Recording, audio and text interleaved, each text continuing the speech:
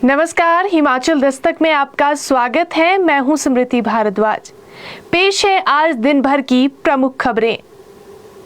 आज हिमाचल प्रदेश कैबिनेट की बैठक सचिवालय में हुई है, जिसकी अध्यक्षता सीएम सुखविंदर सिंह सुक्खू ने की है। आज कैबिनेट बैठक में कई बड़े फैसले लिए गए हैं, कई महत्वपूर्ण फैसले लिए गए हैं। एक एक कर आपको जानकारी देंगे। तो सबसे बड़ा फैसला जो है यहाँ पर बच्चों की एडमिशन को लेकर लिया गया है। जी हाँ, बैठक में बच्चों की एडमिशन पर फैसला लिया गया है। कैबिनेट ने साल 2023 और 24 शैक्षणिक वर्ष के दौरान नर्सरी, एलकेजी और यूकेजी में पहले से जो एनरोल्ड छात्र हैं, जो बच्चे हैं, उनके लिए 6 महीने की जो आयु में छूट है उसकी जो है यहाँ पर मंजूरी दे दी है, जिससे उन्हें अब पहली कक्षा तक अगली उच्च कक्षाओं में आगे बढ़ने की अनुमति मिल सके। यानी अब 3 साल से कम उम्र के बच्चे को नर्सरी में एडमिशन नहीं मिलेगी। दरअसल कई ऐसे स्कूल हैं यहाँ पर जो है जिन्होंने अभी हाल ही में रिलैक्सेशन की मांग की थी, जिसके बाद कैबिनेट द्वारा एनरोल हुए बच्चों को 6 महीने के लिए रिलैक्सेशन जो है यहाँ पर दे दी गई है। अब 3 साल से कम आयु के बच्चों को नर्सरी में एडमिशन नहीं मिलेगी। अगर कोई स्कूल एडमिशन देता है तो उसके खिलाफ भी जो है यहाँ पर कार्रवाई की जाएगी, क्योंकि बीते कुछ समय में देखा गया है कि कई ऐसे प्राइवेट स्कूल्स थे जहां पर 3 साल से कम आयु के जो बच्चे हैं, 2.5 साल की भी अगर आयु थी तो उनको एडमिशन मिल जाती थी। लेकिन ऐसे में जो है अब सरकार ने ये जो है फैसला लिया कि 3 साल की आयु से ऊपर जो बच्चे हैं उनको ही नर्सरी में एडमिशन मिलेगी, जिसके बाद यहाँ पर जो है रियायत मांगी गई थी। और अब जो है कैबिनेट की बैठक में फैसला लिया गया है कि 3 साल की आयु से ऊपर के जो बच्चे हैं उनको यहाँ पर जो है एडमिशन जो है यहाँ पर नर्सरी में जो है दी जाएगी। साथ ही 6 महीने की यहाँ पर जो है इनको मंजूरी जो है दे दी है। रियायत जो है यहाँ पर इनको 6 महीने की अब दे दी गई है। वहीं कैबिनेट ने जांच के दायरे से बाहर हमीरपुर चयन आयोग से ट्रांसफर किए गए जो कर्मचारी हैं उनको राज्य चयन आयोग में फिर से तैनाती देने का फैसला लिया है। जी हां, ताकि जो भर्ती प्रक्रिया है उसमें तेजी आ सके, क्योंकि ये जो कर्मचारी हैं इनको ट्रांसफर करने के बाद यहाँ जो रिजल्ट है उनमें देरी हो रही थी। तो ऐसी में कैबिनेट बैठक में जो है इन कर्मचारियों को वापस राज्य चयन आयोग में तैनात करने का फैसला लिया गया है। इसके लिए कर्मचारियों को ऑप्शन दिया जाएगा कि वो चयन आयोग में वापस आना चाहते हैं, यानी अब जो कर्मचारी हैं उन पर डिपेंड करेगा कि वो वापस आने चाहते हैं या फिर नहीं। क्योंकि देखिए, इतने समय से जो ये कर्मचारी हैं इनको अन्य जो विभाग हैं सरकारी उनमें शिफ्ट कर दिया गया था, ट्रांसफर कर दिया गया था। लेकिन अब कैबिनेट में फैसला लिया गया है कि जो कर्मचारी हैं इनको वापस जो है रखा जाएगा। लेकिन अब ये कर्मचारियों पर डिपेंड करेगा, उनको ऑप्शन जो है यहाँ पर सरकार देगी। अगर वो वापस आना चाहते, ये ऐसे कर्मचारी होंगे जिन पर जो है किसी तरह का कोई केस नहीं है और इनको जो है वापस आने के लिए ऑप्शन मिलेगा। और अगर ये आना चाहते हैं तो ये वापस जो है आ सकते हैं। इसके अलावा कैबिनेट में अन्य कई फैसले लिए गए हैं। कैबिनेट ने जहरीली शराब बेचने पर यहां पर बड़ा फैसला लिया है। इसको लेकर कैबिनेट में एक्साइज एंड टैक्सेशन विभाग ने प्रेजेंटेशन भी दी है। बैठक में यह फैसला लिया गया है जो जहरीली शराब है उसे बेचने पर दोषी की संपत्ति जब्त की जाएगी। तो देखिए, इससे पहले यही प्रावधान था कि सजा दे दी जाती थी, लेकिन अब जो दोषी होगा उसकी संपत्ति को भी जब्त किया जाएगा। क्योंकि साल 2007 की बात करें तो सुंदरनगर में जहरीली शराब के कारण 7 लोगों की जान चली गई थी, और जिसके बाद जो है कानून में अमेंडमेंट और सख्ती की मांग की गई थी, और जिसको देखते हुए अब कानून में प्रावधान किया गया है। अब जहरीली शराब बेचने पर दोषी पर कार्रवाई के साथ ही उसकी जो संपत्ति होगी उसे भी जब्त किया जाएगा। इसके अलावा जो है मंत्रिमंडल ने जो निरीक्षक पद है वहां तक के जो पुलिस कर्मी है, जेल अधिकारी हैं, जेल वार्डन से लेकर जो गैर राजपत्र रैंक के कर्मचारी हैं, कार्यकारी हैं, और जो हिमाचल प्रदेश सचिवालय के सुरक्षा गार्ड हैं उनके लिए एचआरटीसी बस में रियायती यात्रा के लिए मासिक शुल्क में बढ़ोतरी की गई है। प्रदेश सरकार ने पुलिस जवानों की सुविधा को बंद करने का जो है यहाँ पर फैसला कुछ समय पहले ही लिया था, जिसके बाद जो पुलिस के जवान हैं वो अपनी मांगों को लेकर जो है मुख्यमंत्री सुखविंदर सिंह सुक्खू से मिले थे और उन्होंने सुविधा को फिर से जो है जारी रखने की मांग भी की थी, जिसके बाद आज कैबिनेट की बैठक में जो है फैसला लिया गया है। कैबिनेट की बैठक में पुलिस कर्मियों को असीमित बस सेवा जारी रखने का यहां पर फैसला लिया गया है। तो मंत्रिमंडल ने मासिक शुल्क को 110 रुपए से बढ़ाकर 500 रुपए प्रति माह करने का फैसला लिया है। तो पहले जो है प्रति माह 110 रुपए जो है यहां पर इनसे लिए जा रहे थे, अब इसमें बढ़ोतरी कर दी गई है। तो अब 110 के बजाय 500 रुपए प्रति माह जो है यहां पर जो ये शुल्क है इसको बढ़ाकर जो है लेने का यहां पर मंत्रिमंडल की बैठक में फैसला लिया गया है। इसके अलावा जो एक्स सर्विसमैन की विधवाएं हैं उनकी पेंशन में भी कैबिनेट की बैठक में जो इनकी पेंशन है उसमें बढ़ोतरी की मंजूरी मिल गई है। जिनकी उम्र 60 साल से ज्यादा है उन्हें प्रदेश सरकार द्वारा पेंशन की सुविधा जो है मौजूदा समय में दी जा रही है। इनकी पेंशन को 3,000 रुपए से बढ़ाकर अब 5,000 रुपए प्रति माह करने का फैसला भी कैबिनेट की बैठक में लिया गया है। साथ ही हिमाचल प्रदेश के युवाओं को रोजगार के अवसर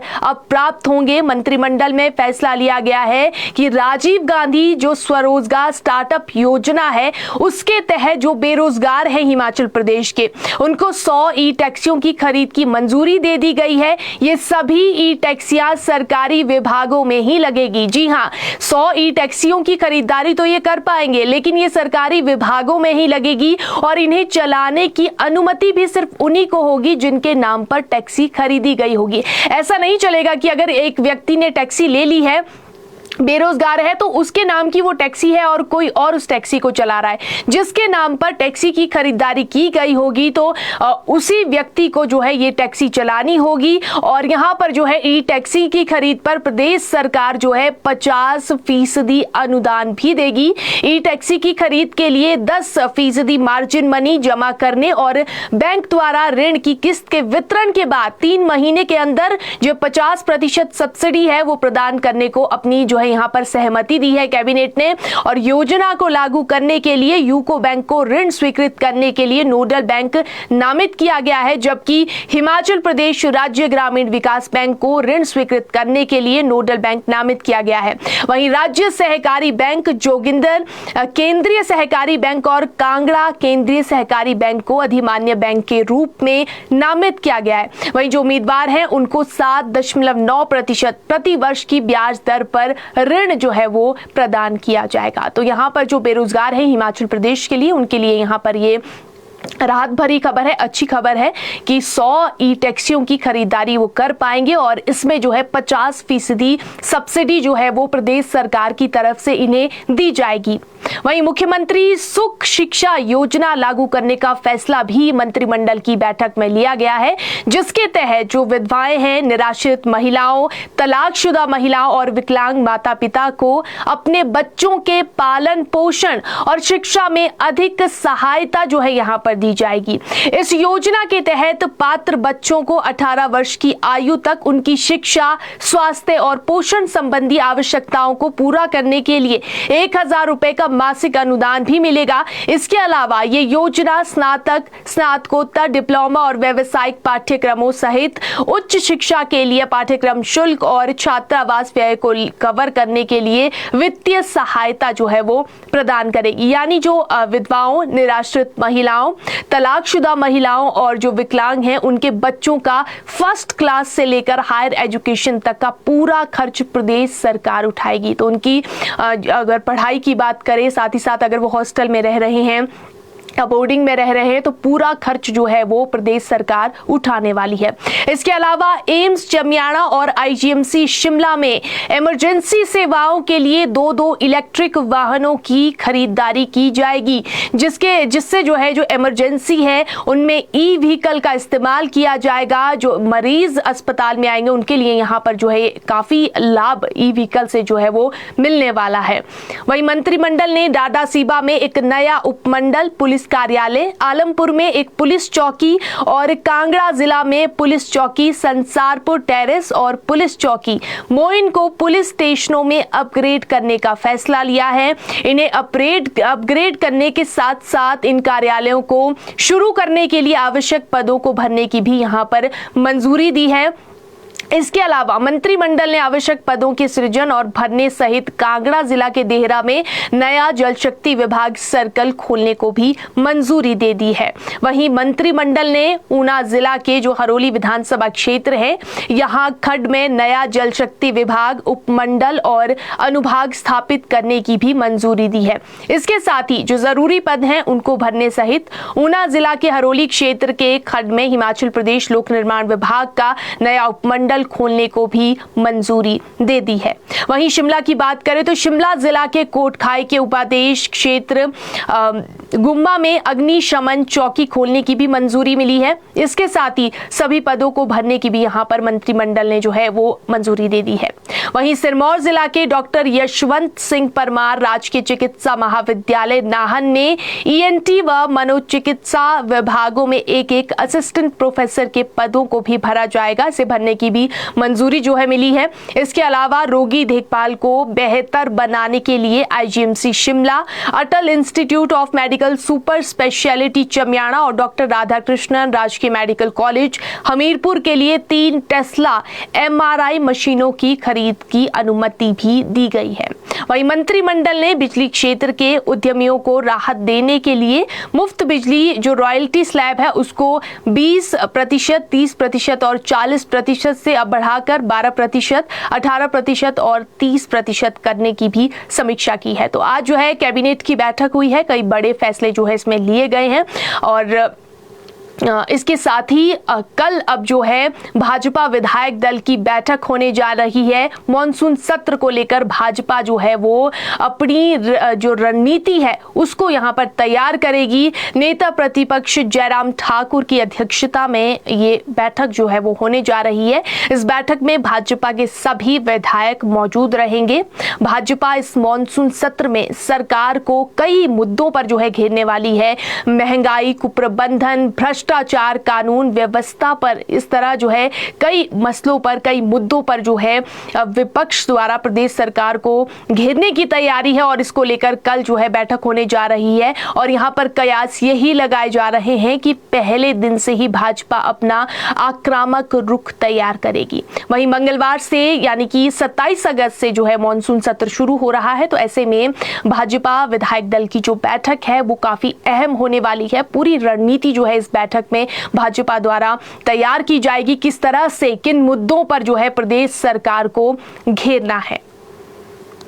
वहीं कालका शिमला रेलवे मार्ग पर 25 से 30 अगस्त तक एक स्पेशल ट्रेन चलाने का फैसला लिया गया है। इस ट्रेन में सामान ढोने के लिए भी कोच लगाए जाएंगे। इसके अलावा आवश्यक कार्यों के लिए आगामी सप्ताह तक रेलवे अधिकारियों की मूवमेंट पर इस रूट पर जो है होनी है और जिसके चलते स्पेशल ट्रेन चलाई जा रही है।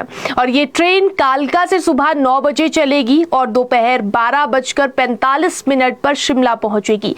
इसके बाद ये ट्रेन शाम को 7 बजे शिमला से कालका के लिए जो है रवाना होगी और रात 11:30 बजे कालका पहुंचेगी। इसके अलावा शिमला कालका रेल मार्ग पर पैनोरमिक जो कोच है वो वाली ट्रेन का संचालन शुरू करने के लिए ट्रायल का दौर जो है वो जारी जो है इन दिनों है और इसका ट्रायल शिमला और बड़ोग के बीच हुआ है और इस दौरान इमरजेंसी ब्रेकिंग डिस्टेंस के अलावा स्पीड को लेकर ट्रायल हुआ है। ट्रेन 27 से 30 किलोमीटर प्रति घंटे की रफ्तार से चलाई गई और ये ट्रेन आगामी कुछ दिनों तक लगातार जो है जारी रहेगी। तो कालका शिमला रेलवे ट्रैक पर जो है 27 से 30 तारीख तक एक स्पेशल ट्रेन जो है वो चलाई जाएगी। वहीं NH 505 पर लोसर और काजा को जोड़ने वाला पुल आज सुबह करीब 11 बजे ढह गया। साथ में पुल से गुजर रहा एक डंपर भी गिर गया। अब यातायात को चिचोंग गांव से होकर भेजा जा रहा है। लाहौल स्पीति के विधायक अनुराधा राणा ने कहा है कि स्पीति के चिचोंग पुल ढहने की जो है उन्हें भी सूचना मिली और मौके पर 2 AC रवाना हो चुके हैं। डंपर में मौजूद व्यक्ति सुरक्षित है और बताया जा रहा है कि हादसा अधिक लूट के कारण पेश आया है। फिलहाल ट्रैफिक को कियामो पुल से डाइवर्ट किया गया है और बीआरओ जल्द ही कलवर्ट बनाने का काम भी शुरू करेगा ताकि लोगों को समस्या पेश न आए।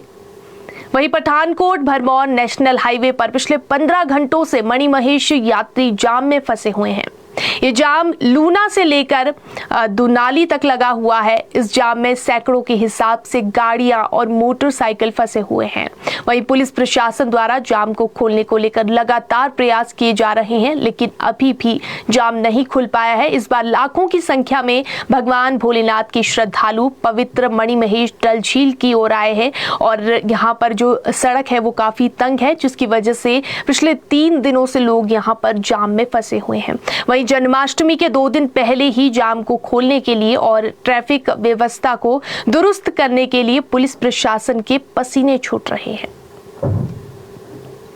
बद्दी पुलिस ने अवैध शराब की 33 पेटियां पकड़ी हैं। पुलिस थाना बद्दी टीम ने अलग अलग मामलों में अवैध शराब पकड़ी है, जिसमें 3 पेटियां गांधी चौक बद्दी व हरिपुर संडौली से 30 पेटियां जो है वो अवैध देसी शराब की बरामद की गई है।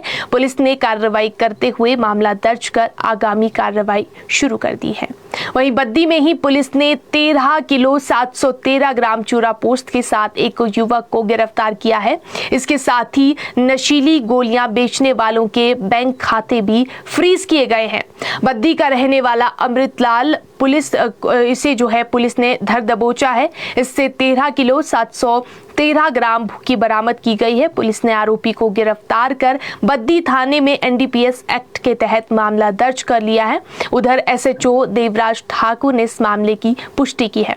उन्होंने बताया है कि विशेष सेल एक्स ने जो है भुक्की समेत एक व्यक्ति को गिरफ्तार किया है और एनडीपीएस एक्ट के तहत मामला दर्ज कर लिया गया है। आरोपी को अदालत में पेश किया गया है, जहां से रिमांड हासिल कर पूछताछ की जाएगी कि माल कहां से लाया गया और कहां बेचने के लिए ये ले जा रहा था। अब बात करते हैं हिमाचल प्रदेश में मौसम की। मौसम विभाग ने फिर बारिश का अलर्ट जारी कर दिया है। 2 दिनों में मेघ जमकर बरसेंगे। 27 और 28 अगस्त को हिमाचल प्रदेश के विभिन्न जिलों में बारिश होगी। इस दौरान बारिश का येलो अलर्ट मौसम विभाग ने जारी किया है, जबकि आने वाले 31 तारीख तक मौसम खराब बना रहेगा। हालांकि मानसून की रफ्तार जो है अभी 2 से 3 दिनों में धीमी पड़ी है, लेकिन अब फिर मौसम विभाग ने बारिश का अलर्ट जारी कर दिया है और आने वाले 2 दिनों में 27 और 28 अगस्त को जो है हिमाचल प्रदेश के विभिन्न जिलों में बारिश होगी, जबकि 31 अगस्त तक मौसम इसी तरह खराब बना रहेगा। फिलहाल के लिए इतना ही। इसी तरह हिमाचल प्रदेश की तमाम बड़ी खबरों के लिए देखते रहे हिमाचल दस्तक। नमस्कार।